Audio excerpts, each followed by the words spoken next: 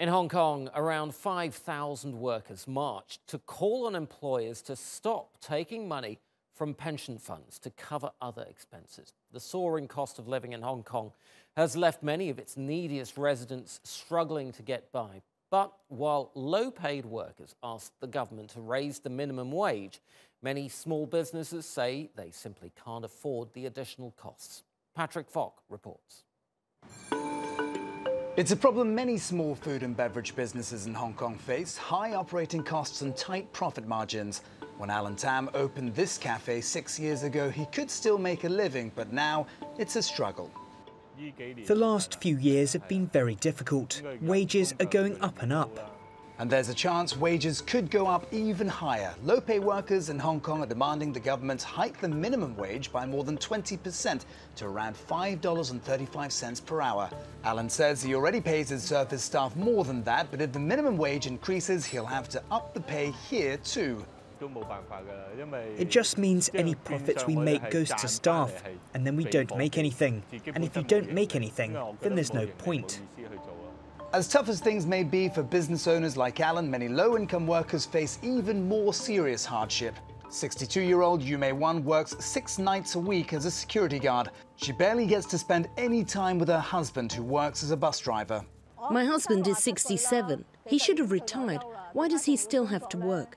Together, the couple brings home about $2,500 a month. This only just covers their basic living expenses in Hong Kong, where the cost of living is among the highest in the world.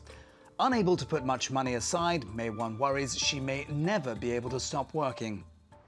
If we didn't work, I wouldn't know what would happen to us. I can't think about it. Mei-wan joined a recent march to the chief executive's residence to show her frustration. In the past year, the government posted a record $18 billion surplus, and many low-income workers feel they're not sharing in the spoils. Making matters worse, a bumper tax waiver was rolled out as part of this year's budget. According to one local media report, this would see Hong Kong's top 10 landlords pocketing more than $30 million in rates rebates. Many people are now criticizing the government for favoring the rich instead of helping those worst off. You know, the government itself is the biggest minimum wage employer in Hong Kong. But then you're so mean to the minimum wage earner that are employed by yourself. And while officials may be reluctant to put more pressure on small businesses by hiking the minimum wage, there's little doubt something must be done to share existing wealth with the city's poorest. Patrick Falk, TRT World, Hong Kong. And TRT World's editor-at-large, Craig Copetas, joins us from Paris. Hello, Craig. Great to see you, as always. Look, take us through a brief history of Labor Day and why it's still relevant today. Well, the roots of it actually go back to between 1873 and 1879, when America had its first Great Depression. And on May 4th, 1886, in the city of Chicago, there was something called the Haymarket Riots, or the Haymarket Massacre, in which a number of people were killed when they were out protesting for higher wages. The wages back then were about $1.50 a day. You had to work a 60-hour, 6-day week, and there were quite a few people that wanted it changed. And those demonstrations and what happened after it eventually spawned what we know today as May Day, International Workers' Day, although it's not celebrated on May 1st in the United States because President Grover Cleveland thought it would link the United States too much to anarchists and troublemakers in Europe, so they changed the date till September. Indeed. It's interesting what you say. They were agitating because their wages were, well, they wanted of $1.50. And there are people who work for that amount of money today, isn't there, around the world? It's absolutely amazing. Look, Patrick's report in Hong Kong made an interesting point, though. That was Hong Kong, where small businesses are getting squeezed. In the US, small businesses are creating a larger proportion of new jobs than big firms are. Do these companies get the kind of support that they need, but elsewhere too? I mean, it's a crucial point, isn't it? Well, you know, the dynamic is the same but the situation is different depending where you work and actually what you do. What we do know for a fact that capitalism is driven by, deeply divisive class struggle in which the ruling class minority appropriates the surplus labor of the working class as a profit.